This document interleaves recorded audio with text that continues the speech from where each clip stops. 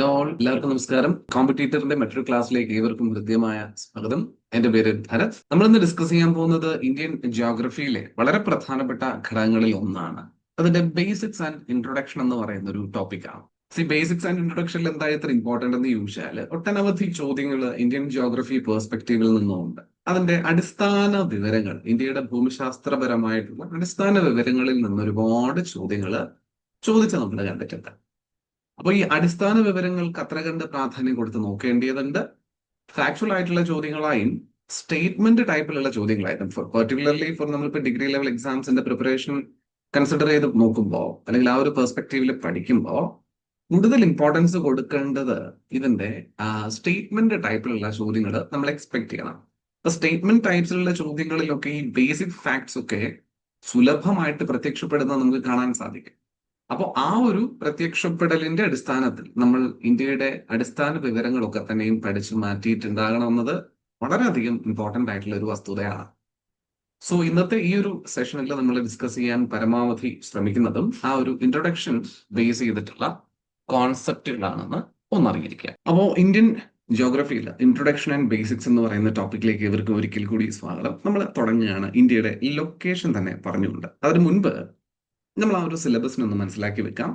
Syllabus നിങ്ങളിപ്പോൾ observe ചെയ്യുവാണെങ്കിൽ നിങ്ങൾക്ക് കൃത്യമായിട്ട് അറിയാൻ പറ്റുന്ന ഒരു കാര്യമുണ്ട്. For prelims as well as mains. ഇപ്പം നമ്മൾ പ്രിലിംസിന്റെ സിലബസ് പരിശോധിച്ചാലും ഇന്ത്യൻ ജിയോഗ്രഫി സിലബസ് പരിശോധിച്ചാലും മെയിൻസിന്റെ സിലബസ് പരിശോധിച്ചാലും ഒക്കെ മോർ ഓർ ലെസ് ഒരേ കണ്ടന്റിനെയാണ് നമുക്ക് ഇവിടെ കാണാൻ പറ്റുക.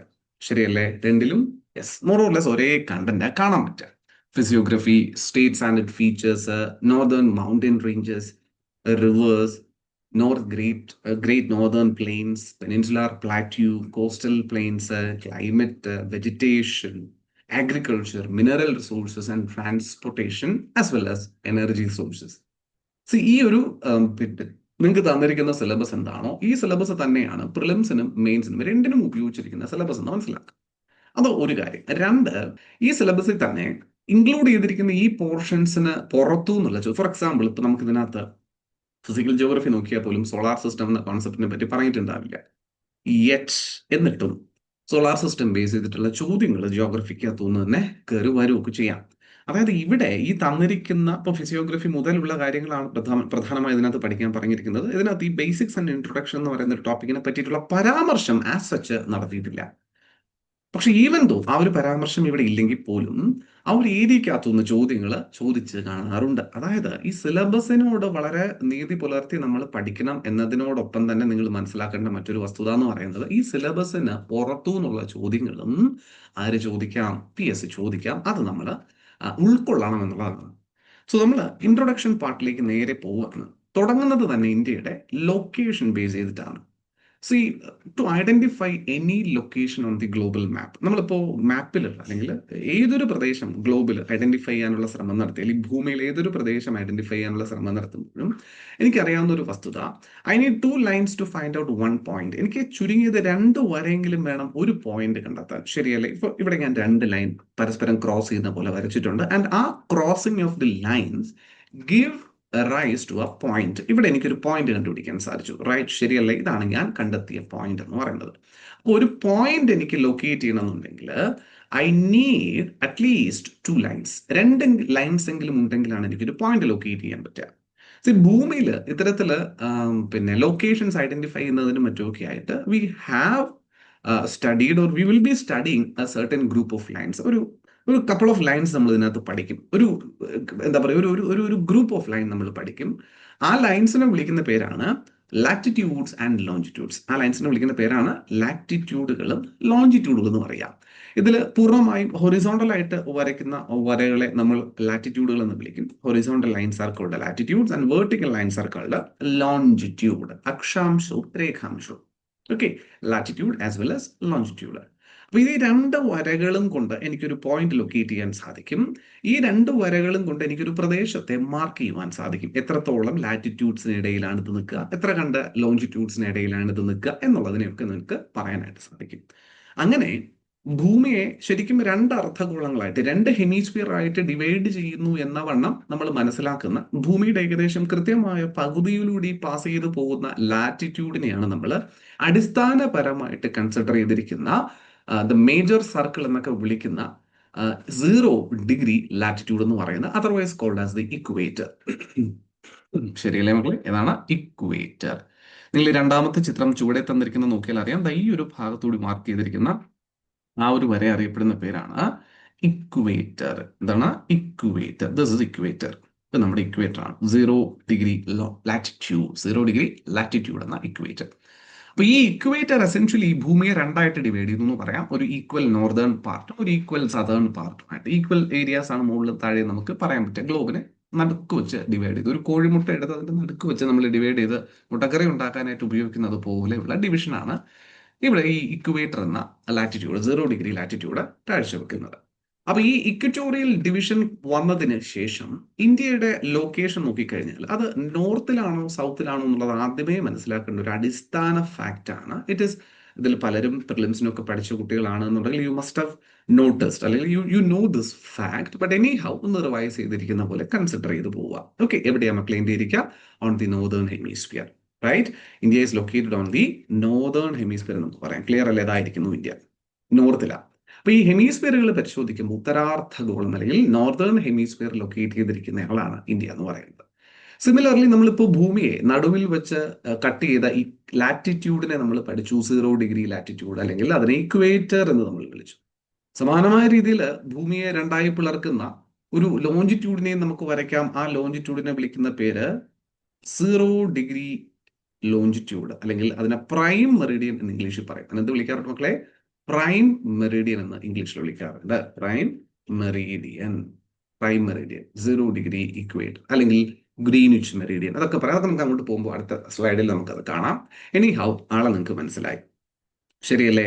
അപ്പൊ ഈ ഒരു പ്രൈം മെറിഡിയൻ എന്ന് പറയുന്ന 0 degree longitude is actually dividing earth into 2 halves. Again 2 equal ഹാഫുകളായിട്ട് അവനും ഡിവൈഡ് ചെയ്യുന്നുണ്ട്. അതൊന്ന് ഈസ്റ്റേൺ ഹാഫും 2 വെസ്റ്റേൺ ഹാഫും ആണല്ലോ. ഒന്ന് ഈസ്റ്റും ഒന്ന് വെസ്റ്റും ആണ്. ഇതിന്റെ എന്താ പറയാ, കിഴക്കോട്ടേക്ക് പോയാൽ സി ദിസ് പോർഷൻ, ഈ പോർഷൻ എന്ന് പറയുന്നത് ഈസ്റ്റ് ആണ്, ശരിയല്ലേ? അതുപോലെ ഈ പോർഷൻ എന്ന് പറയുന്നത് വെസ്റ്റ് ആണ്. ഈസ്റ്റും വെസ്റ്റ് 2 പോർഷൻസ് ആയിട്ട് ഡിവൈഡ് ചെയ്യുന്നത് കാണാം. അപ്പൊ ഈ ഈസ്റ്റ് വെസ്റ്റ് ഹെമിസ്ഫിയറുകളെ നമ്മൾ കൺസിഡർ ചെയ്യുമ്പോൾ ഇന്ത്യ ലൊക്കേറ്റ് ചെയ്തിരിക്കുന്നത് അതിലും ക്ലിയർ ആയിട്ട് നമുക്ക് ഇവിടെ ഒബ്സർവ് ചെയ്യാൻ പറ്റുന്നുണ്ട്. It is completely on the eastern hemisphere എന്നും പറയാം. അപ്പൊ ഒരു ക്വാഡ്രന്റ് ഐഡന്റിഫൈ ചെയ്യാൻ ചോദിച്ചാൽ, ക്വാഡ്രന്റ് എന്ന് പറഞ്ഞാൽ ഇപ്പൊ നിങ്ങൾക്ക് ഇവിടെ നോക്കിയാൽ അറിയാം, ഇവിടെ ഈ എക്സ് ആക്സിസ് അല്ലെങ്കിൽ 0 ഡിഗ്രി ലാറ്റിറ്റ്യൂഡും 0 ഡിഗ്രി ലോഞ്ചിറ്റ്യൂഡും തമ്മിൽ ക്രോസ് ചെയ്ത് പോയത് കൊണ്ട് തന്നെ ഇവിടെ എനിക്കൊരു 4 കളങ്ങൾ ഒബ്സർവ് ചെയ്യാൻ പറ്റുന്നുണ്ട്, ശരിയല്ലേ?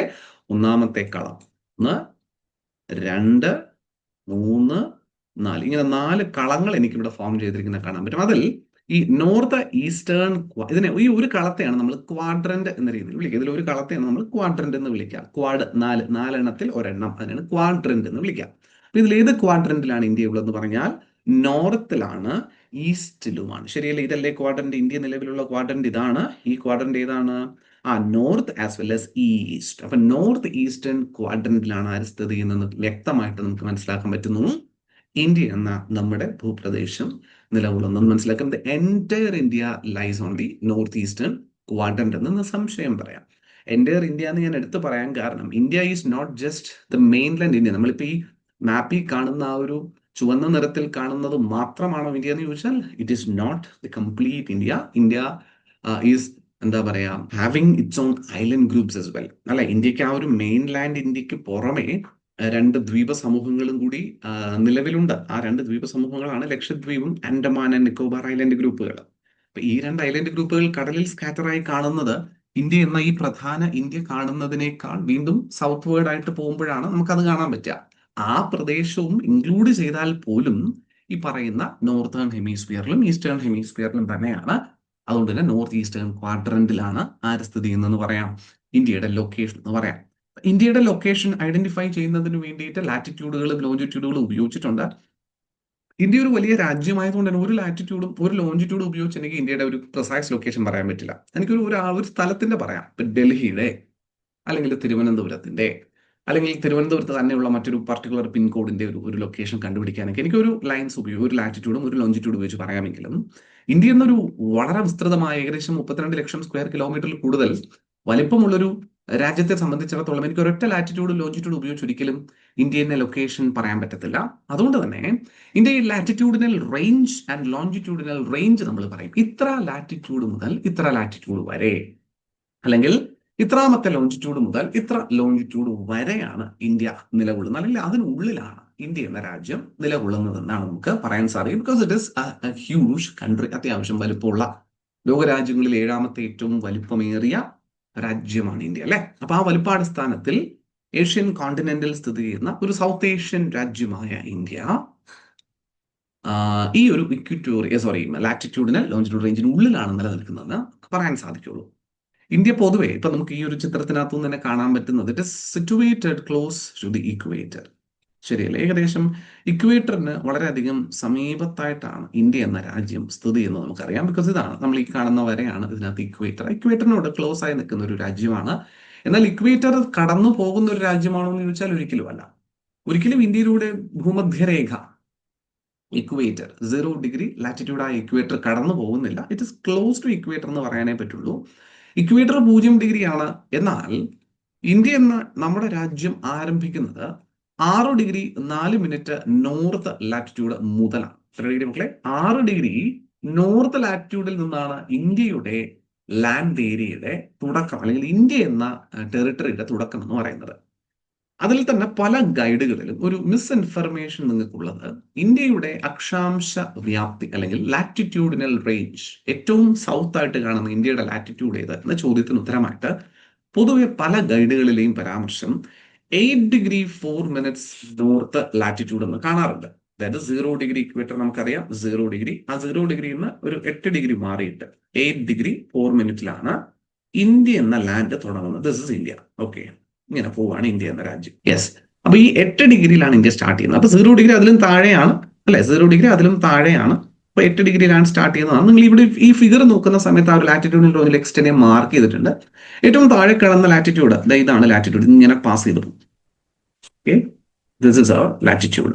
ഈ ലാറ്റിറ്റ്യൂഡ് എന്ന് പറയുന്നത് 8 ഡിഗ്രി 4 മിനിറ്റ് ആണെന്നാണ് പറയുന്നത്. 8 ഡിഗ്രി 4 മിനിറ്റ്, 8 ഡിഗ്രി 4 മിനിറ്റ്, അല്ലെ 8 ഡിഗ്രി 40 മിനിറ്റ് എന്ന് പറയാം, കുഴപ്പമില്ല. 8 degree 4 minute, 8 degree 4 minute north latitude ആണ്. 8 ഡിഗ്രി 4 മിനിറ്റ് നോർത്ത് ലാറ്റിറ്റ്യൂഡ്, കാരണം 0 ഡിഗ്രിക്ക് മുകളിലാണ് ഇവൻ വരുന്നത്, അതായത് നോർത്തേൺ ഹെമിസ്ഫിയറിലാണ് വരുന്നത്. So all the latitudes in India will be on the northern hemisphere. ഇന്ത്യയിലൂടെ കടന്നു പോകുന്ന ഏതൊരു ലാറ്റിറ്റ്യൂഡിനെ പറ്റിയിട്ടാണ് പരാമർശമില്ല, അതിലുള്ളത് അത് തീർച്ചയായിട്ടും നോർത്ത് മാത്രമായിരിക്കും. ഒരിക്കലും സൗത്ത് ലാറ്റിറ്റ്യൂഡുകൾ വരില്ല. നമുക്കറിയാം സദർൺ ഹെമിസ്ഫിയറിലല്ല, പൂർണ്ണമായി നോർത്തേൺ ഹെമിസ്ഫിയറിലാണ് ഇന്ത്യ നിലകൊള്ളുന്നത് നമുക്കറിയാം. സോ ദാറ്റ് ഇസ് ദി വസ്തുത ബിഹൈൻഡ് ഇറ്റ്. അതുപോലെ ഞാൻ പറഞ്ഞു, അപ്പൊ ഇത് തെറ്റാണ്. പല ഗൈഡിലും ഈ 8 ഡിഗ്രി 4 മിനിറ്റ് തന്നിരിക്കുന്നത് തെറ്റാണ്. അപ്പൊ ഈ ചിത്രവും തെറ്റാണോ? ചിത്രം തെറ്റല്ല. 8 ഡിഗ്രി 4 മിനിറ്റ് എന്ന് പറയുന്നത് മെയിൻ ലാൻഡ് ഇന്ത്യയുടെ ലാറ്റിറ്റ്യൂഡിനൽ ബിഗിനിങ് എന്ന് പറയാം. സോ 0 ഡിഗ്രിയിൽ നിന്ന് എത്ര ഡിഗ്രി കഴിഞ്ഞിട്ടാണ് ഇന്ത്യന്റെ പ്രധാന ഭൂമി, ഇന്ത്യൻ മെയിൻ ലാൻഡ് ആരംഭിക്കുന്നതെന്ന് ചോദിച്ചാൽ സംശയം പറയാൻ പറ്റും, അത് 8 ഡിഗ്രി 4 മിനിറ്റ് തന്നെയാണ്. പക്ഷെ അവിടെ അല്ല ഇന്ത്യ തുടങ്ങുന്നത്. നമ്മൾ ഓൾറെഡി പറഞ്ഞു കഴിഞ്ഞു, ഇന്ത്യക്ക് പലതരത്തിലുള്ള ഐലൻഡ് ഗ്രൂപ്പുകൾ ഇങ്ങനെ ചുറ്റും കിടപ്പുണ്ട്. അതിൽ ആൻഡമാൻ നിക്കോബാർ ഐലൻഡ് ഗ്രൂപ്പിന്റെ ഭാഗമായിട്ടുള്ളതാണ് ഏറ്റവും താഴെ കാണുന്ന ഐലൻഡ്. ആ ഐലൻഡ് എന്ന് പറയുന്നത് ഗ്രേറ്റ് നിക്കോബാർ എന്ന പേരുള്ള ഐലൻഡാണ്, ഗ്രേറ്റ് നിക്കോബാർ. ആ ഗ്രേറ്റ് നിക്കോബാറിന്റെ ഏറ്റവും സതേൺ മോസ്റ്റ് പോയിന്റ് ആയിരിക്കണമല്ലോ ഇന്ത്യയുടെ ഏറ്റവും സതേൺ മോസ്റ്റ് പോയിന്റ് എന്നറിയപ്പെടേണ്ടത്. ആ പോയിന്റ് ആയിരിക്കും. അതുകൊണ്ട് തന്നെ ഇന്ത്യയുടെ ഏറ്റവും സൗത്തലായി സ്ഥിതി ചെയ്യുന്ന ലാറ്റിറ്റ്യൂഡ് കടന്നു പോകുന്ന പോയിന്റ് എന്നതും വ്യക്തം. അപ്പോ പ്രധാന ഇന്ത്യയുടെ കടന്നു പോകുന്ന ലാറ്റിറ്റ്യൂഡ് ചോദിച്ചാൽ 8 ഡിഗ്രി 4 മിനിറ്റ് തന്നെയാണെങ്കിലും ഇന്ത്യയുടെ ഏറ്റവും സതേൺ മോസ്റ്റ് ലാറ്റിറ്റ്യൂഡ് എന്ന ചോദ്യത്തിന് മറുപടിയായി കൊടുക്കേണ്ടത് ഈ പറയുന്ന ആൻഡമാൻ നിക്കോബാറിലെ ഗ്രേറ്റ് നിക്കോബാറിൽ ഏറ്റവും സൗത്തായി കാണുന്ന ഇന്ദിര പോയിന്റ് എന്ന പോയിന്റിലൂടെ കടന്നു പോകുന്ന ഏത് പോയിന്റ് മക്കളെ? ഇന്ദിര പോയിന്റ് എന്ന പ്രദേശത്തു കൂടി കടന്നു പോകുന്ന ലാറ്റിറ്റ്യൂഡ് ആയിരിക്കും. And that latitude is 6 degree 4 minutes north. എത്രയാണ് മക്കളെ? അത് 6 ഡിഗ്രി 4 മിനിറ്റ് നോർത്ത് ലാറ്റിറ്റ്യൂഡ് ആണ്. സോ ഇന്ത്യയുടെ ലാറ്റിറ്റ്യൂഡിന്റെ ഏറ്റവും സതേൺ മോസ്റ്റ് ലാറ്റിറ്റ്യൂഡ്, അല്ലെങ്കിൽ ഇന്ത്യയുടെ ലാറ്റിറ്റ്യൂഡിനൽ എക്സ്റ്റെൻഡ് സ്റ്റാർട്ട് ചെയ്യുന്നത് ഫ്രം ഇക്വേറ്റർ എത്ര ഡിഗ്രി തൊട്ടാണ് എന്ന് ചോദിച്ചാൽ അത് 6 ഡിഗ്രി 4 മിനിറ്റ് തൊട്ടാണ്. ആൻഡ് ആ 6 ഡിഗ്രി 4 മിനിറ്റിൽ വരുന്ന പ്രദേശം അത് Indira Point in the Great Nicobar. Indira Point in the Great Nicobar പഠിച്ചിരിക്കാം. ആൻഡ് ഫർദർ നമ്മൾ നോർത്തോടായിട്ട് വരുമ്പോഴാണ് പ്രധാന മെയിൻലാൻഡ് ഇന്ത്യ കാണാൻ പറ്റുക. And that is Kanyakumari. Mainland ഇന്ത്യയുടെ ഏറ്റവും സതേൺ മോസ്റ്റ് പോയിന്റ് ഏതാണ്? അത് കന്യാകുമാരിയാണ്. മെയിൻലാൻഡ് ഇന്ത്യയുടെ ഏറ്റവും സതേൺ മോസ്റ്റ് പോയിന്റ് കന്യാകുമാരിയാണ്. And the latitude which is passing through this Kanyakumari is 8 degree 4 minutes north latitude. അപ്പോൾ ഒരു 2 ഡിഗ്രിയുടെ ഡിഫറൻസ് അവിടെ ആൻഡമാൻ നിക്കോബാറിലെ ഗ്രേറ്റ് നിക്കോബാറിലെ ഇന്ദിര പോയിന്റും കന്യാകുമാരിയും തമ്മിൽ ഒരു 2 degrees ലാറ്റിറ്റ്യൂഡിനൽ ഡിഫറൻസ് ഉണ്ടെന്ന് മനസ്സിലാക്കിയിരിക്കുക. ആൻഡ് ഈച്ച് ഡിഗ്രി ഓഫ് ലാറ്റിറ്റ്യൂഡിനൽ difference accounts to almost 111 kilometers. അതായത് ഒരു ലാറ്റിറ്റ്യൂഡ് മുതൽ ഇപ്പോൾ 0 ഡിഗ്രിയിൽ നിന്ന് 1 ഡിഗ്രി എന്ന ലാറ്റിറ്റ്യൂഡിലേക്ക് ഞാൻ പോവാന്ന് കരുതുക. ഇപ്പൊ 0 ഡിഗ്രിയിൽ നിന്ന് 1 ഡിഗ്രിയിലേക്ക് പോകുന്ന സമയത്ത് I cover A surface distance of, ഈ സർഫസിൽ ഇവർക്കിടയിൽ ഈ അകലം എന്ന് പറയുന്നത് കണക്ക് കൂട്ടി വെച്ചിട്ടുണ്ട്. എത്രയാണെന്നറിയോ മക്കളെ? അത് ഏകദേശം 111 കിലോമീറ്റർ ആണ്. മനസ്സിലാക്കുക, 111 കിലോമീറ്റർ. പിടിയിട്ടുന്നുണ്ടോ? ഒരു ഡിഗ്രി ലാറ്റിറ്റ്യൂഡ് മാറുമ്പോൾ സർഫസിൽ എത്ര ഡിസ്റ്റൻസ് മാറുന്നു എന്ന് ചോദിച്ചാൽ 111 കിലോമീറ്റർ ആണ് സർഫസിൽ ഡിസ്റ്റൻസ് ആയിട്ട് മാറുക എന്ന് മനസ്സിലാക്കിയിരിക്കും. എത്ര കിലോമീറ്റർ മക്കളെ? 111 കിലോമീറ്റർ. 111 കിലോമീറ്റർ. ഞാൻ ഇതിനകത്ത് എഴുതിയിട്ടുള്ള ആയിരുന്നല്ലോ അത്? ഇല്ല. യെസ്, എന്തായാലും നോക്കിയിരിക്കാം നിങ്ങൾ കേട്ടോ.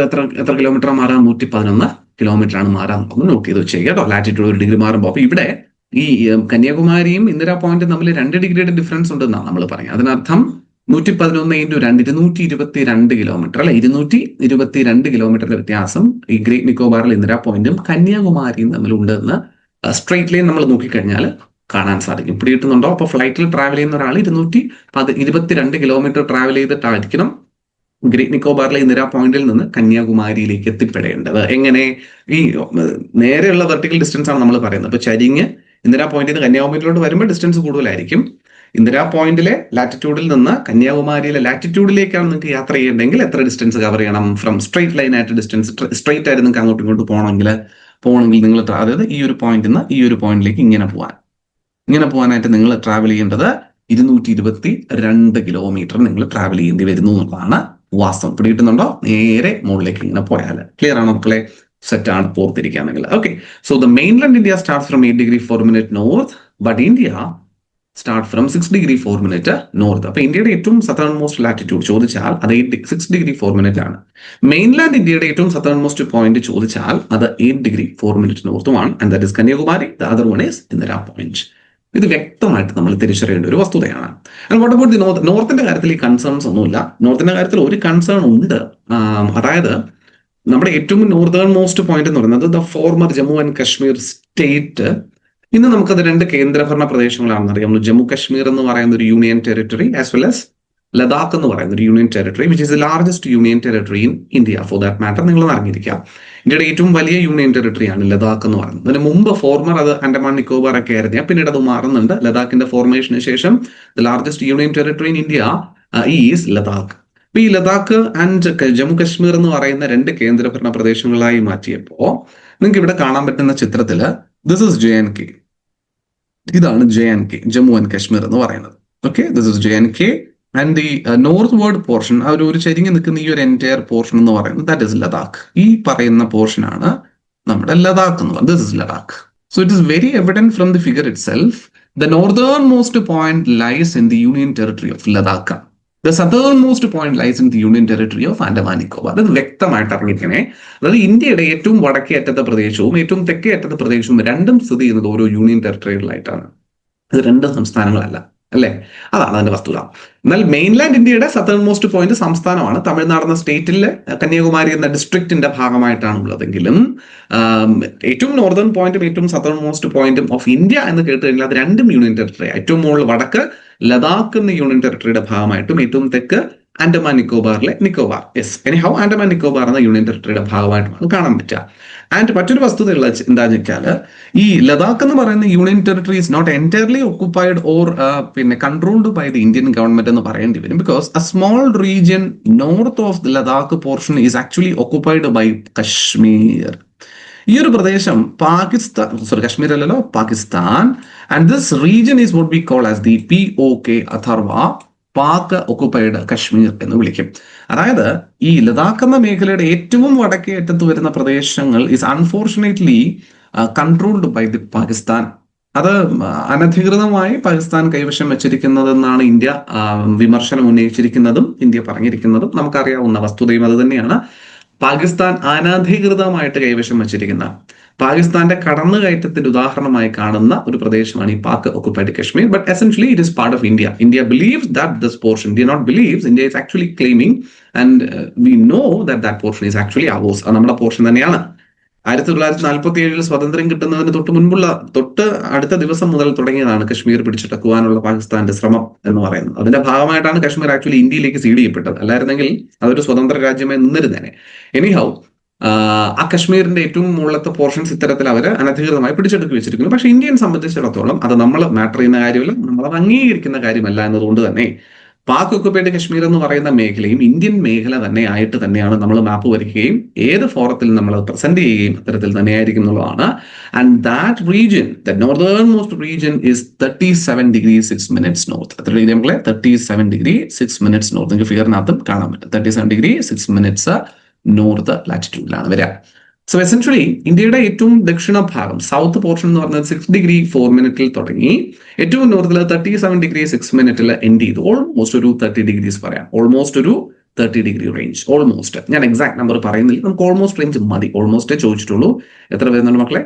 ഓൾമോസ്റ്റ് 30 ഡിഗ്രിയുടെ ഒരു ലാറ്റിറ്റ്യൂഡിനൽ എക്സ്റ്റെൻഡ് ആർക്കുണ്ട് ഇന്ത്യക്കുണ്ട് നമുക്ക് വ്യക്തമായി കിട്ടി.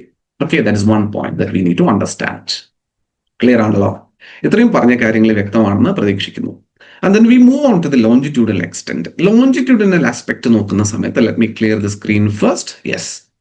Longitudinal aspect നോക്കുമ്പോൾ we know that the westernmost longitude of India passes through the state of Gujarat. ഏത് സ്റ്റേറ്റിലൂടെ കടന്നു പോകുന്നതായിട്ട് കാണാം നമുക്ക്? ഗുജറാത്ത് എന്ന സ്റ്റേറ്റിലൂടെ കടന്നു പോകുന്ന കാണാൻ പറ്റും. That is the westernmost longitude. ഏതാണ് westernmost longitude? And that is 68 degree 7 minutes. എത്രയാണ് മക്കളെ? 68 degree 7 minutes ഈസ്റ്റ് ലാറ്റിറ്റ്യൂഡ് ആണ്. 68 ഡിഗ്രി 7 മിനിറ്റ്സ് ഈസ്റ്റ് ലാറ്റിറ്റ്യൂഡ്. ശരിയല്ലേ? ഇത് ഈസ്റ്റേൺ ഹെമിസ്ഫിയറിലാണ് നിൽക്കുന്നത് നമുക്കറിയാം. So 68 degree 7 minutes east. അതിൽ തുടങ്ങി ഏറ്റവും കിഴക്കേ അറ്റത്തായിട്ട് ഏറ്റവും ഈസ്റ്റേൺ മോസ്റ്റ് ആയിട്ട് നമുക്ക് കാണാൻ പറ്റുന്ന സംസ്ഥാനം അല്ലെങ്കിൽ പ്രദേശം ഏതാണ്? അത് നമ്മുടെ വടക്ക് കിഴക്കൻ സംസ്ഥാനങ്ങളിലെ നോർത്ത് ഈസ്റ്റേൺ സ്റ്റേറ്റ്സിൽ കാണുന്ന ഏറ്റവും ഈസ്റ്റേൺ മോസ്റ്റ് പോയിന്റ് ആയിട്ടുള്ള അരുണാചൽ പ്രദേശ് എന്ന പ്രദേശമാണ്. ഏതാ പ്രദേശം? അരുണാചൽ പ്രദേശ്. അപ്പൊ അരുണാചൽ പ്രദേശിലൂടെ കടന്നു പോകുന്ന ഒരു ലോഞ്ചിറ്റ്യൂഡിനെയാണ് എനിക്ക് എന്തായിട്ട് കണക്കാക്കാൻ പറ്റുക? ഈസ്റ്റേൺ മോസ്റ്റ് ലോഞ്ചിറ്റ്യൂഡ് ആയിട്ട് കണക്കാക്കാൻ പറ്റുക. ഈസ്റ്റേൺ മോസ്റ്റ് ലോഞ്ചിറ്റ്യൂഡ് ആയിട്ട് കണക്കാക്കാൻ പറ്റുക എന്ന് കൂടി അറിഞ്ഞിരിക്കുക. അപ്പൊ ഈ ലോഞ്ചിറ്റ്യൂഡിന്റെ വാല്യൂ എത്രയാണ്, അല്ലെങ്കിൽ ഇതിലൂടെയാണ് അദ്ദേഹം കടന്നു പോകുന്നത്, അല്ലെങ്കിൽ അദ്ദേഹത്തിന്റെ ആ ഒരു ലോഞ്ചിറ്റ്യൂഡിന്റെ value 97 degree 25 minutes east. Again ഇതും ഈസ്റ്റ് തന്നെയാണ് കേട്ടോ. 97 degree 25 minutes east. 97 degree 25 minutes east longitude ആണ്. ഹിയർ അഗെയിൻ നമ്മളിപ്പോ നോക്കിക്കഴിഞ്ഞാൽ 68 ഡിഗ്രി 7 മിനിറ്റിൽ തുടങ്ങി 97 ഡിഗ്രി 25 മിനിറ്റ്സ്. ഇവിടെയും approximate coverage of the longitude എന്ന് പറയുന്നത് എത്ര തന്നെയാണ്? 30 ഡിഗ്രി തന്നെയാണ്. ക്ലിയർ അല്ലേ? ഇവിടെയും approximately the longitudinal cover between the ends of India എന്ന് ചോദിച്ചാൽ ഓൾമോസ്റ്റ് എത്ര തന്നെ പറയാൻ പറ്റും? 30 ഡിഗ്രീസ് തന്നെ പറയാൻ സാധിക്കുന്നുണ്ട് എന്നുള്ളത് മനസ്സിലാക്കിയിരിക്കുക. സോ അങ്ങനെയാണെങ്കിൽ ഇപ്പോൾ നമ്മുടെ north to south latitudinal extend നോക്കിയപ്പോഴും അപ്രോക്സിമേറ്റ്ലി ഒരു 30 ഡിഗ്രിയോളം വന്നു.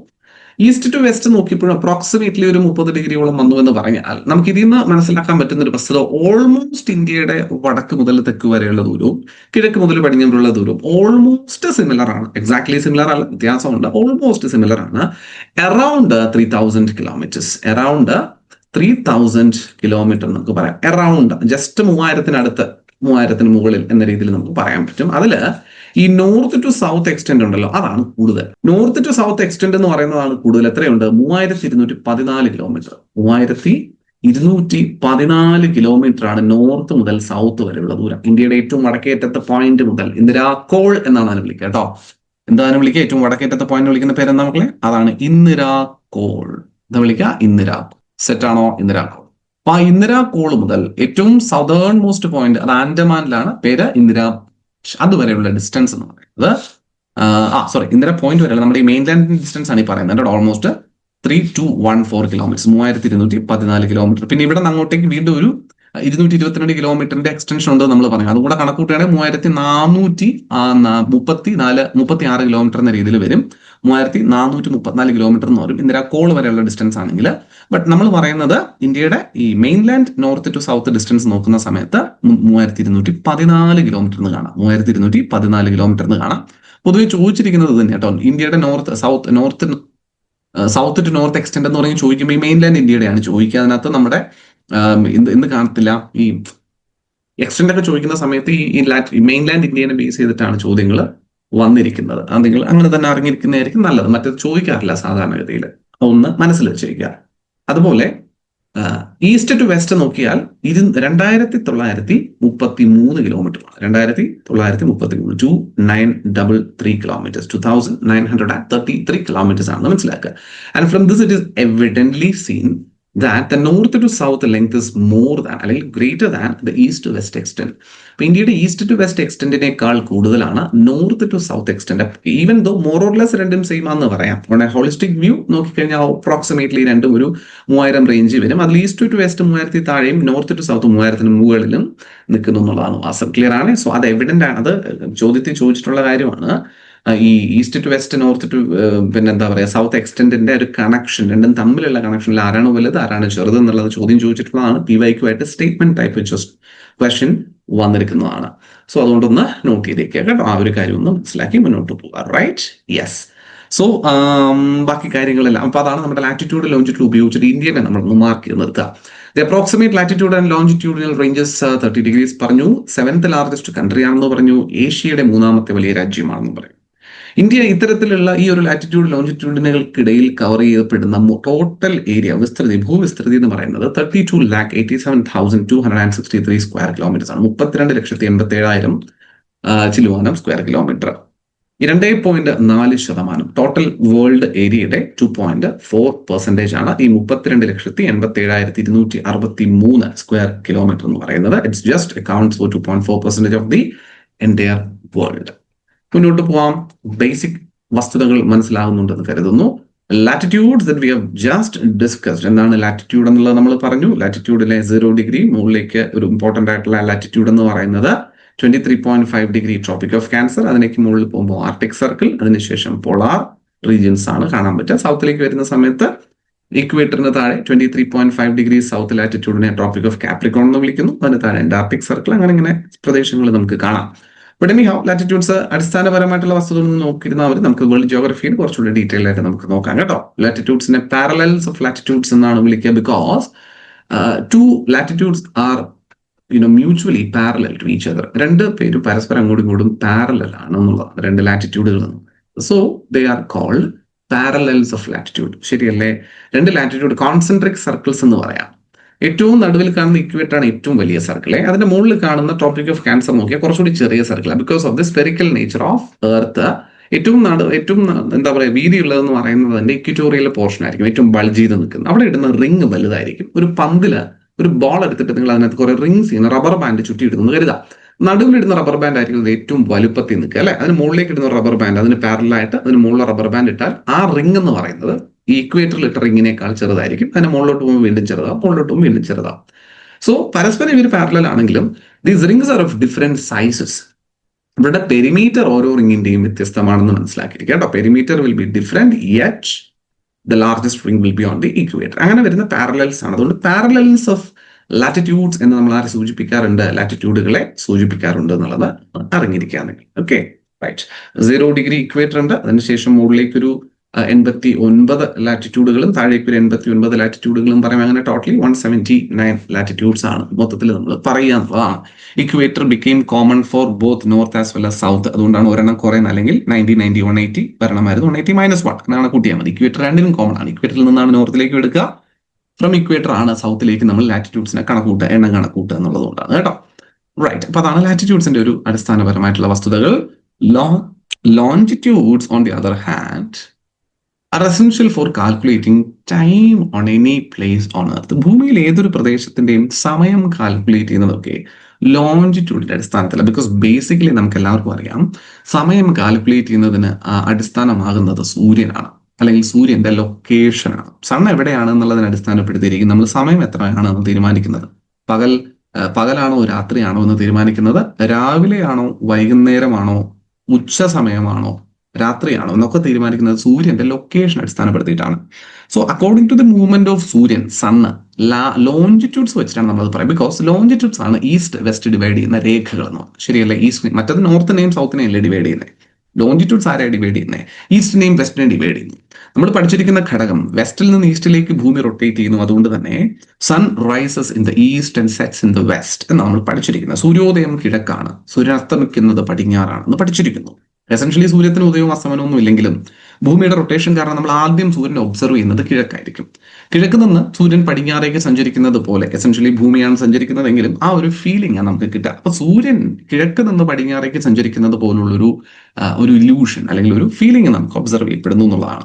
അപ്പൊ ആ സൂര്യന്റെ ലൊക്കേഷൻ ഈസ്റ്റിൽ നിന്ന് വെസ്റ്റിലേക്കാണ് പോകുന്നത് എന്നുള്ളത് കൊണ്ട് തന്നെ ഈസ്റ്റ് ടു വെസ്റ്റ് ഡിവൈഡ് ചെയ്യുന്ന ലൈൻസ് ആയിരിക്കും സ്വാഭാവികമായിട്ടും സൂര്യന്റെ ലൊക്കേഷനെ വേർതിരിക്കുന്നത്. അതുകൊണ്ടാണ് ലോഞ്ചിറ്റ്യൂഡ്സ് സമയനിർണയത്തിൽ പ്രാധാന്യം അർഹിക്കുന്നവരായി മാറുന്നത്. അതിൽ ഏറ്റവും പ്രധാനപ്പെട്ട രേഖയാണ് 0 ഡിഗ്രി ലോഞ്ചിറ്റ്യൂഡ് എന്ന് പറയുന്നത്. ഫ്രം വെയർ അല്ലെങ്കിൽ ആ ഒരു രേഖനെയാണ് നമ്മളൊരു സ്റ്റാൻഡേർഡ് പോയിന്റ് ആയിട്ട്, ഒരു റെഫറൻസ് പോയിന്റ് ആയിട്ട് കൺസിഡർ ചെയ്തിരിക്കുന്നത്. Which is passing through the royal observatory of London. ലണ്ടനിലെ റോയൽ ഒബ്സർവേറ്ററിയിലൂടെ പാസ് ചെയ്ത് പോകുന്നു. Which is situated in the Greenwich of London. ലണ്ടനിലെ ഗ്രീൻവിച്ചിലുള്ള റോയൽ ഒബ്സർവേറ്ററിയിലൂടെ പാസ് ചെയ്ത് പോകുന്ന രേഖയാണ് ഈ ലോഞ്ചിറ്റ്യൂഡ്, അതായത് 0 ഡിഗ്രി ലോഞ്ചിറ്റ്യൂഡ്. അതുകൊണ്ടാണ് അതിനെ പ്രൈം മെറിഡിയൻ അല്ലെങ്കിൽ ഗ്രീൻവിച്ച് മെറിഡിയൻ എന്ന് വിളിക്കും. ഇത് മെറിഡിയൻ എന്ന് വിളിക്കും മക്കളെ, prime Meridian or Greenwich Meridian. അത് 0 ഡിഗ്രി മെറിഡിയൻ വിളിക്കുന്ന പേരാണ്. മെറിഡിയൻ എന്ന് പറഞ്ഞാൽ ലോഞ്ചിറ്റ്യൂഡുകൾക്ക് വിളിക്കുന്ന മറ്റൊരു പേര്. ലോഞ്ചിറ്റ്യൂഡുകൾക്ക് വിളിക്കുന്ന മറ്റൊരു പേരാണ് മെറിഡിയൻ. അത്രയേ ഉള്ളൂ. ക്ലിയർ ആണോ? അപ്പൊ ഈ 0 ഡിഗ്രി എന്ന് പറയുന്ന മെറിഡിയനിൽ നിന്ന് ഈസ്റ്റിലേക്കുള്ള മൂവ്മെന്റ് സമയം ആഡ് ചെയ്യുന്നത് കാണാം. വെസ്റ്റിലേക്കുള്ള മൂവ്മെന്റ് സമയം സബ്ട്രാക്ട് ചെയ്യപ്പെടും.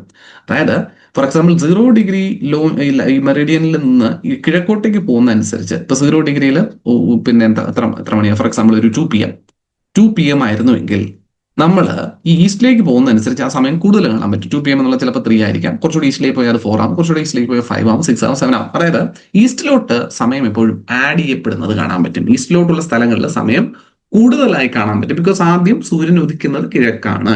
ഇപ്പൊ സൂര്യോദയം കിഴക്കുള്ള ആൾക്കാർ കണ്ടതിന് ശേഷമാണ് പടിഞ്ഞാറോട്ടുള്ള ആളുകൾ കാണുന്നത്. അതായത് കിഴക്ക് 6 മണിയായി സൂര്യോദയം കഴിഞ്ഞിട്ടാണ് പടിഞ്ഞാറുള്ള ഒരു പ്രദേശത്ത് 6 മണിയാകുന്നതും സൂര്യോദയം കാണുന്നതും എന്നർത്ഥം. മനസ്സിലാവുന്നുണ്ടോ? സൂര്യോദയം കാണുമ്പോഴാണ് നമ്മൾ അതിന് 6 മണി എന്ന് പറയുന്നത്. ശരിയല്ലേ? ലെറ്റ്സ് അസ്യൂം 6 മണിയാണ് സൂര്യോദയം എന്ന് കരുതുക.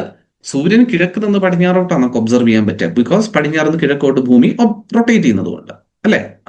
അപ്പൊ ഈ സൂര്യൻ നിൽക്കുന്നിടത്ത് ആദ്യം സൂര്യനെ കാണുന്നത് ഏറ്റവും കിഴക്കുള്ള ഭൂമിയിലെ പ്രദേശങ്ങളായിരിക്കും. ആ പ്രദേശം ആദ്യം സൂര്യൻ, ഇത് റിലേറ്റീവ് ആണ് കേട്ടോ. ശരിക്കും ഇങ്ങനെ എപ്പോഴും കറങ്ങിക്കൊണ്ടിരിക്കുന്ന ഭൂമിക്ക് എന്ത് കിഴക്കെന്ത് പടിഞ്ഞാറ്, this is relative any how.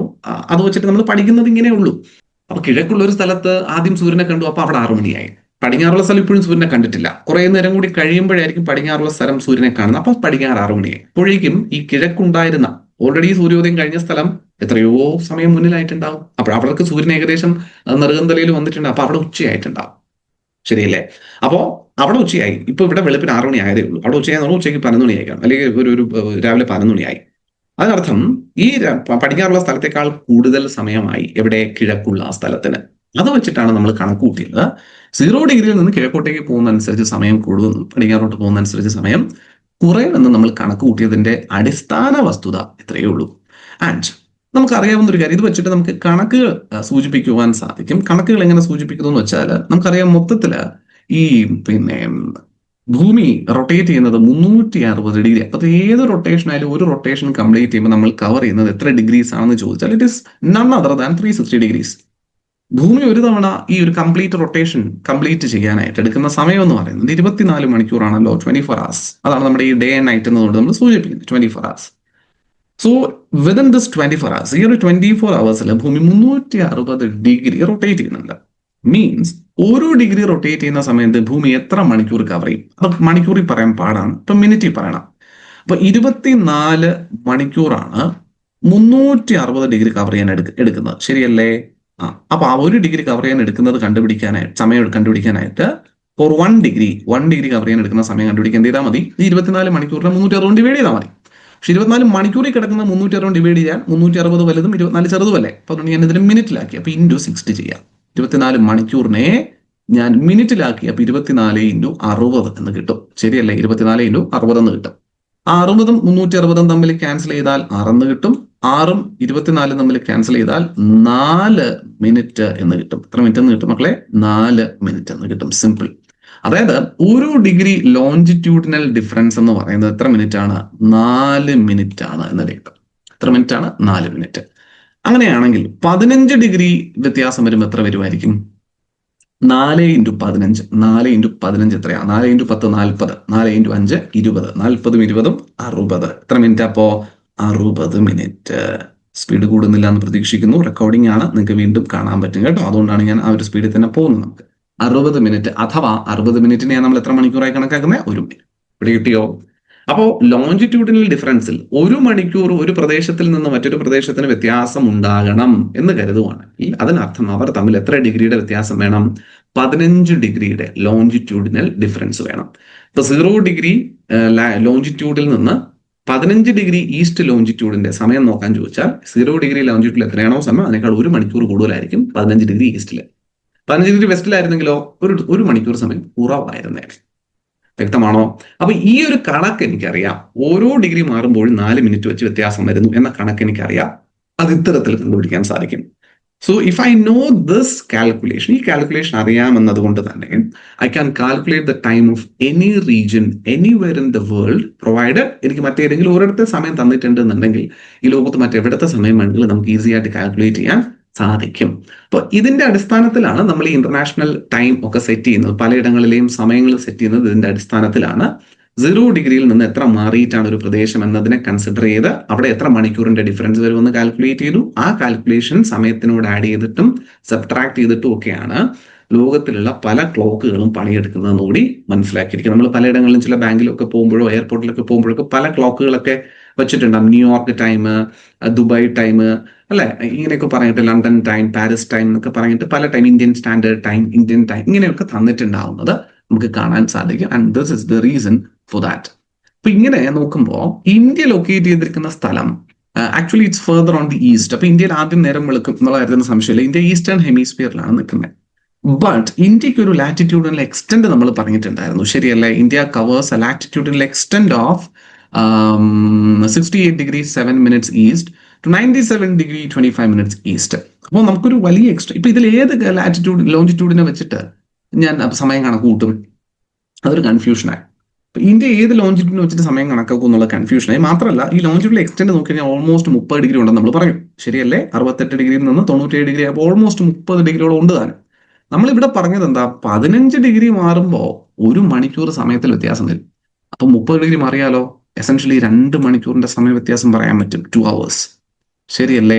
അതായത് ഇന്ത്യയിലെ ഏറ്റവും പടിഞ്ഞാറേ അറ്റത്തുനിന്ന് കിഴക്കേ അറ്റം വരെയുള്ള സമയ വ്യത്യാസം എന്ന് പറയുന്നത് 2 മണിക്കൂറുണ്ടെന്ന് അർത്ഥം.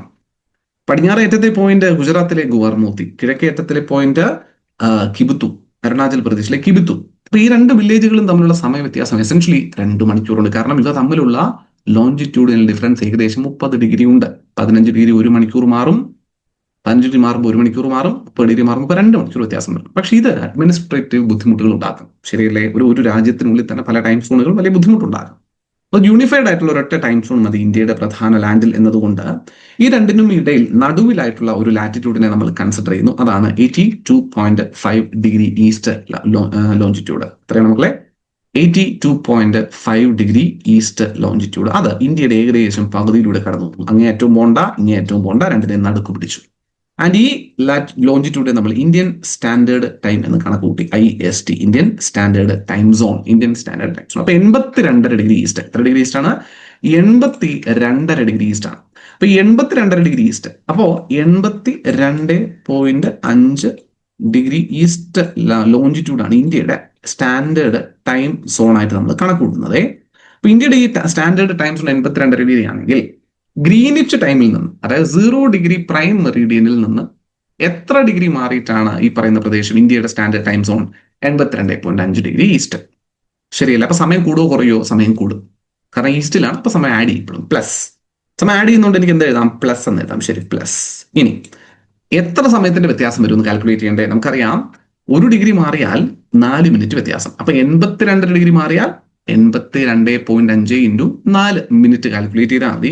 കിട്ടുന്നത് അവേഴ്സിലേക്ക് മാറ്റുമ്പോൾ 5.6 5 മണിക്കൂർ എന്ന് കിട്ടും. 5.5 hours, അതായത് 5.5 മണിക്കൂർ എന്ന് കിട്ടും. കിട്ടിയോ? അപ്പൊ IST എന്ന് പറയുന്നത് +5.5 hours എന്ന് എഴുതാം. +5.5 hours എന്ന് എഴുതാം. പിടിയിട്ടുന്നുണ്ട് മക്കളെ? +5.5 hours എന്ന് എഴുതാം.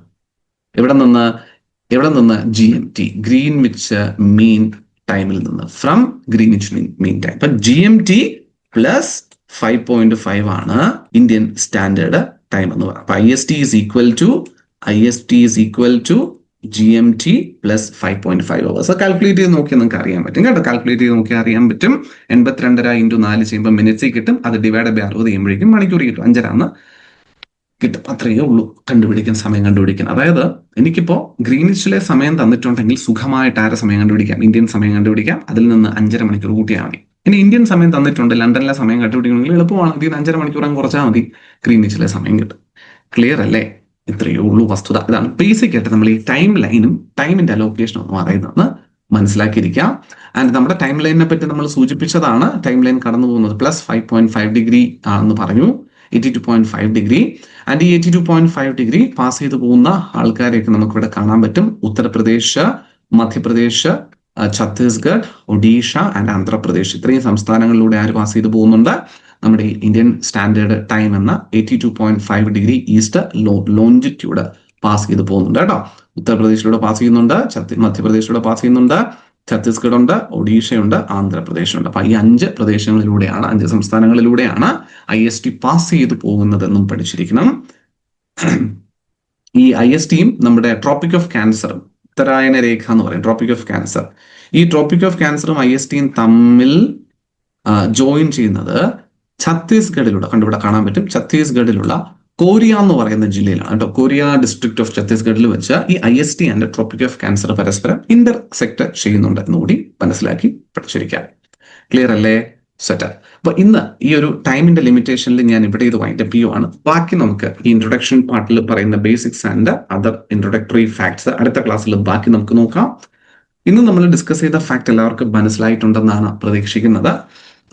ഈ രീതിയിൽ തന്നെ ഒരല്പം വേഗതയിൽ തന്നെ ഞാൻ പറഞ്ഞു പോകുന്നുണ്ട്, ഒരല്പം അതായത് ഒരുപാട് റിപ്പീറ്റ് ചെയ്യാണ്ട് പോകുന്നുണ്ട്. കാരണം റെക്കോർഡഡ് ക്ലാസ് ആയതുകൊണ്ട് റിപ്പറ്റേഷൻ വീണ്ടും ചെയ്യേണ്ട കാര്യം വരുന്നില്ല. നിങ്ങൾക്ക് അത് ജസ്റ്റ് ഒന്ന് ബാക്ക് അടിച്ച് റിപ്പീറ്റ് ചെയ്ത് കേൾക്കാവുന്നതും കാണാവുന്നതുമാണെന്നുള്ളത് കൊണ്ടാണ് ആ റിപ്പറ്റേഷൻസ് അവോയ്ഡ് ചെയ്യുന്നത് കേട്ടോ. അതാൾക്കും ബുദ്ധിമുട്ടുണ്ടാക്കുന്നില്ല. സ്പീഡ് നിങ്ങൾക്ക് കൺട്രോളബിൾ ആണ് എന്ന്, അല്ലെങ്കിൽ നിങ്ങൾക്ക് അതിന് ക്യാച്ച് ചെയ്യാൻ പറ്റുന്ന രീതിയിലാണ് പറയുന്നതെന്ന് ആണ് കരുതുന്നത്. പിന്നെ നിങ്ങളിൽ പലരും ഇതൊക്കെ ഓൾറെഡി പഠിച്ചിട്ടുള്ള കുട്ടികളും ആയിരിക്കാം. സോ ദാറ്റ് ബീയിങ് സെഡ്, നമുക്ക് ഇന്നത്തെ ഈ ഒരു സെഷൻ മൈൻഡപ്പ് ചെയ്യാം. അടുത്ത ദിവസം ഇതിന്റെ കണ്ടിന്യൂവേഷൻ പാർട്ടുമായിട്ട് കാണാം. അതുവരെ എല്ലാവർക്കും നമസ്കാരം.